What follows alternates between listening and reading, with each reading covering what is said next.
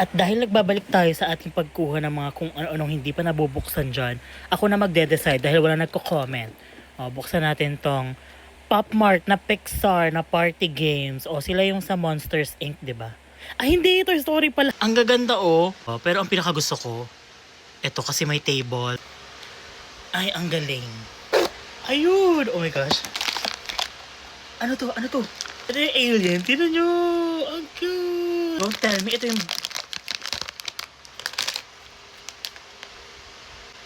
Sabi ko, gusto ko yung may table. Ayun nga yung nakuha ko, guys. Oh my gosh. So, yung isang alien na left out, pero meron siya ditong upuan. So, dito siya tatayo. Hawak siya scoreboard. Taga-score pala siya. Taga-score pala siya. Yung pang ganun-ganon. Ayan. Pak. Ba, ang cute nila.